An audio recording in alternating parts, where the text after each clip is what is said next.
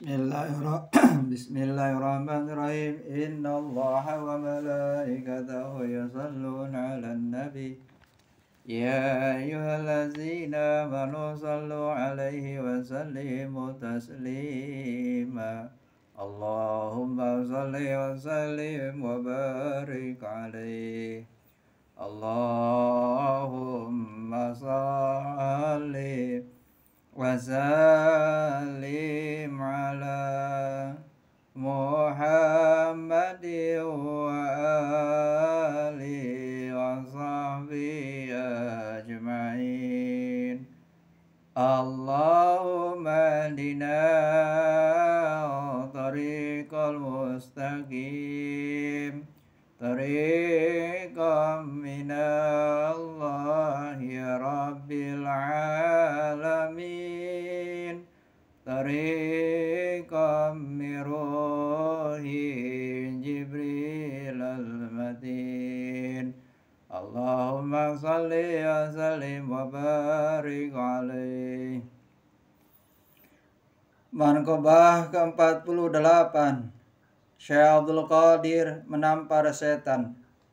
Pada suatu hari Syekh Abdul Qadir Al-Jailani didatangi setan. Sosok tubuhnya buruk menjijikan, pakaiannya compang-camping dan badannya bau busuk. Lalu ia berucap, "Saya datang jauh-jauh untuk menghadapmu semata-mata dengan bermaksud menjadi pelayan Syekh. Semoga saya dapat diterima." Permintaannya itu diacuhkan Syekh. Lalu ditampar mukanya. Seketika itu juga ia menghilang tanpa bekas. Saat muncul lagi, ia membawa obor yang menyala, maksudnya ingin membakar Syekh. Lalu beliau mengambil pedang dan ketika akan dilepas, ia kabur terbirit-birit. Tidak lama kemudian, ia datang lagi sambil menangis, pura-pura minta ampun dan tidak akan menggoda lagi. Padahal diam-diam ia memperlihatkan peralatan untuk menggoda manusia. Syekh berkata, "Nyahlah kamu, berkali-kali kamu datang lagi menggodaku, dan aku tidak akan terpedaya dengan rayuan gombalmu." Lalu dengan cepat beliau merampas alat-alat itu dari tangan setan dan diredamnya. Akibat kegagalan usahanya, setan itu pun kabur. Manqabah ke-49. Raja Baghdad memberi hadiah uang kepada Syekh Abdul Qadir Al-Jailani. Uang itu berubah menjadi darah. Diriwayatkan Raja Baghdad yang bernama Yusuf bin Abi Mudhaffar memberi hadiah kepada Syekh Abdul Qadir Al-Jailani berupa 10 karung uang yang diantarkan oleh 10 pengawalnya. Namun hadiah itu tidak diterima oleh Syekh Abdul Qadir. Akhirnya raja itu datang sendiri kepada Syekh sambil berkata, "Saya sengaja datang ke sini untuk memberi hadiah kepada Syekh berupa 10 karung uang. Jangan sampai tidak diterima." Lalu saya mengambil 2 karung sambil dipijit-pijit pundi uang itu dengan tangan beliau. Tiba-tiba terpancarlah dari karung itu darah. Syekh berkata, "Coba lihat karung ini, isinya bukan uang melainkan darah manusia melulu, hasil dari pemerasan terhadap manusia. Bagaimana mungkin saya harus menerima hadiah ini?" Menyaksikan kejadian itu, sang raja merasa sangat malu. Syekh Abdul Qadir berkata, "Dengan adanya peristiwa ini demi keagungan zat Allah, kalau sekiranya nasab keturunanku silsilahnya tidak sampai menyambung kepada Rasulullah Shallallahu Alaihi Wasallam, pasti darah ini akan mengalir menjadi sungai dan darah itu nantinya akan mengalir ke rumahku." Manqabah ke-50. Syekh Abdul Qadir Al-Jailani diminta memberikan buah apel oleh Raja Baghdad bukan pada musim berbuah. Diriwayatkan pada suatu hari Raja Baghdad datang berkunjung ke rumah Syekh Abdul Qadir dengan maksud meminta karamah beliau untuk ketentraman hatinya. Syekh berkata, "Apa yang bisa saya bantu?" Dijawab oleh sang raja, "Saya minta buah apel, sedangkan pada waktu itu buah apel belum musimnya berbuah." Lalu tangan beliau diangkat ke atas pada waktu diturunkannya kembali tangannya menggenggam dua buah apel. Satu diberikan kepada raja dan satu lagi dibelah oleh beliau sendiri. Pada waktu sang raja membelah dan mengupas apel, ternyata di dalamnya penuh dengan ulat-ulat belatung yang menjijikan. Lalu sang raja bertanya, mengapa buah apel ini penuh dengan belatung? Syekh Abdul Qadir menjawab, ya, karena buah itu telah dipegang oleh tangan orang zalim yang selalu melakukan kedurhakaan. Mendengar penjelasan dari Syekh, raja terkejut lalu mengucapkan istighfar. Kemudian ia bertobat di hadapan Syekh Abdul Qadir. Pendamping selanjutnya, Raja Baghdad itu menjadi pendamping setia Syekh Abdul Qadir Al-Jailani sampai ia berpulang ke rahmatullah. Manqabah ke-51, wasiat Syekh Abdul Qadir Al-Jailani kepada putranya Syekh Abdul Rajak. Syekh Abdul Qadir Al-Jailani telah berwasiat kepada putranya yang bernama Abdul Rajak. Beberapa wasiat diantaranya, wahai anakku, semoga Allah senantiasa melimpahkan taufik dan hidayah bagimu dan segenap kaum muslimin. Wahai ananda, ayah berwasiat, bertakwalah kepada Allah, pegang syarak dan laksanakanlah dengan sebaik-baiknya dan pelihara pula batas-batas syarak. Ketahuilah bahwa tarekatku dibangun berdasarkan Al-Quran dan As-Sunnah Rasulullah SAW. Hendaknya kamu berjiwa bersih, dermawan, murah hati, dan suka memberi pertolongan kepada orang lain dengan jalan kebaikan. Kamu jangan berlaku tidak sopan, sebaiknya kamu bersikap sabar dan tabah menghadapi segala ujian dan cobaan, serta musibah yang dihadapimu. Hendaklah kamu bersikap suka mengampuni kesalahan orang lain dan bersikap hormat pada sesama ikhwan dan semua fakir miskin. Jaga dan pelihara olehmu kehormatan guru-guru dan berbuat baiklah jika kamu bertemu dengan orang lain. Beri nasihat yang baik bagi orang-orang besar tingkat kedudukannya. Demikian pula bagi masyarakat kecil di bawahmu, jangan dibiasakan suka berbantah-bantahan dengan orang lain kecuali dalam masalah agama. Ketahuilah bahwa hakikat miskin adalah kepada orang lain dan hakikatnya kaya adalah tidak butuh kepada orang lain. Tasawuf dicapai dengan jalan lapar dan pantangan dari hal-hal yang disukai dan dihalalkan dan tidak banyak bicara. Jika kamu berhadapan dengan orang miskin, jangan dimulai dengan ilmu sebab ia akan menjauh darimu. Sebaliknya, hendaklah dimulai dengan kasih sayang, bersikap lembut karena kelembutan membuatnya lebih dekat kepadamu. Tasawuf itu dibangun di atas kerangka landasan yang kokoh pada 8 hal, yakni 1. Kedermawanan, 2. Ridha atau pasrah, merasa senang menghadapi kegetiran qada dan qadar, sabar, isyarat atau memberi petunjuk, menggembala dan atau melanglang buana, 6. Berbusana wal atau bulu, 7. Pelintas rimba belantara atau rimbawan, dan 8. Fakir bersahaja atau sederhana.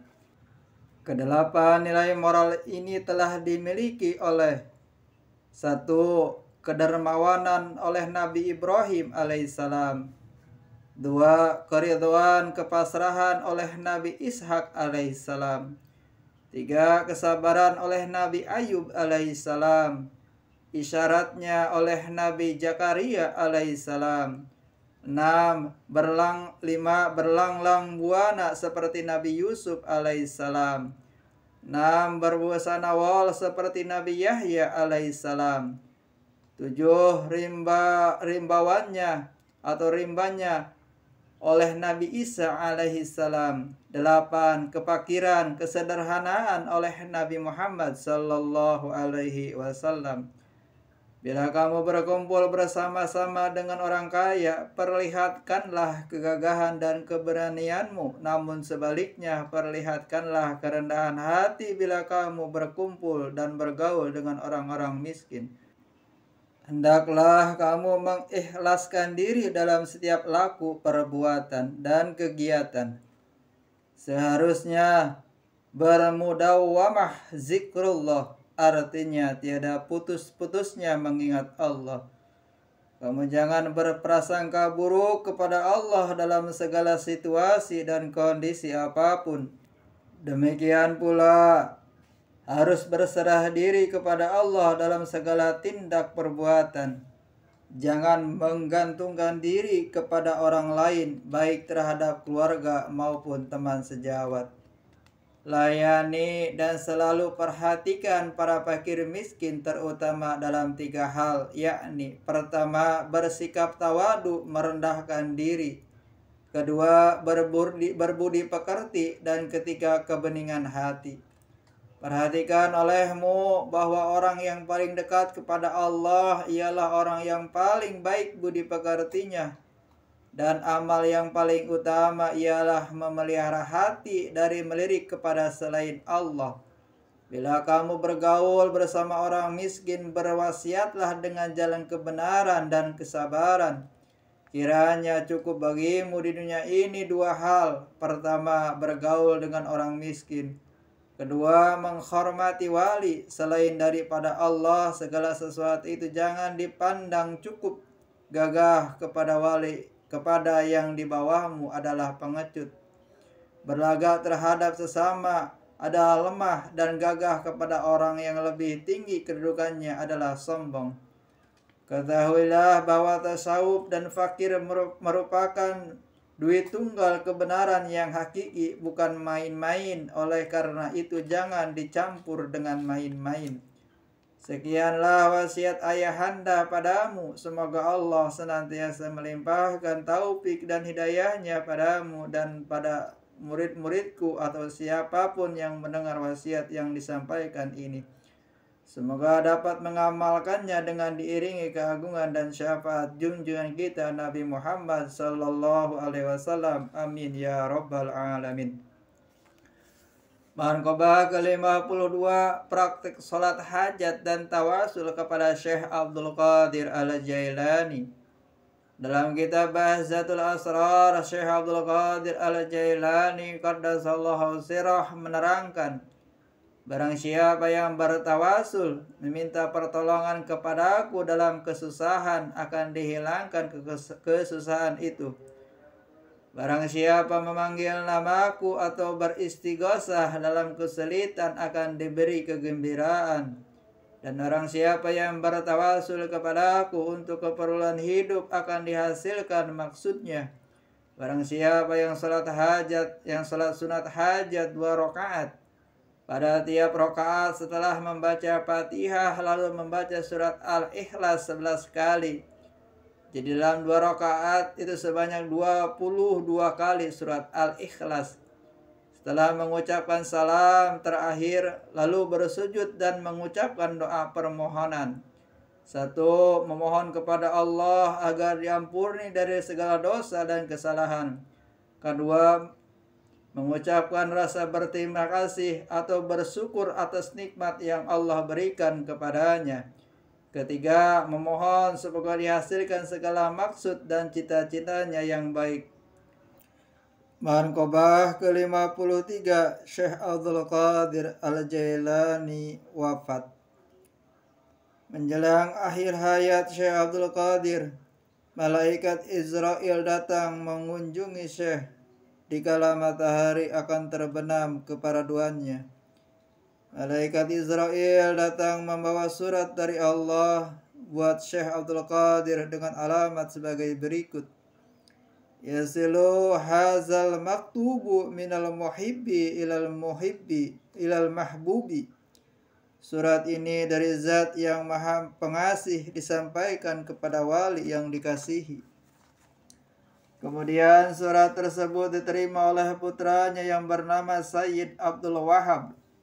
Setelah diterima, masuklah dia bersama malaikat Israel. Sebelum surat dihaturkan kepada Syekh, beliau sudah mengerti bahwasanya beliau akan pindah ke alam uluwi, yakni alam tinggi, yaitu meninggal dunia. Lalu Syekh Abdul Qadir Al-Jailani berkata kepada para putra-putranya, "Jangan karena lahiriahnya aku bersama-sama dengan kalian, sedang batiniahnya aku bersama dengan selain kalian. Dan supaya diperluas ruangan ini karena akan hadir selain daripada kamu, tunjukkanlah sopan santunmu." Siang dan malam harinya tak henti-hentinya beliau mengucapkan, "Waalaikumsalam warahmatullahi wabarakatuh. Ghafarallahu li walakum. Taballahu alayya wa alaikum. Bismillahi ghairi mudiina. Bismillahi ghairi mudiin." Dan membaca, "Wadkhulu fi shaffil awwali izan azi'u ilaikum rifqan waalaikumsalam azi'u ilaikum." Dan dibaca, "Kifu ata'ul haq wa sakaratul maut." Beliau berpesan, jangan ada yang menanyakan apapun kepadaku setelah aku bolak-balik dalam lautan ilmunya Allah.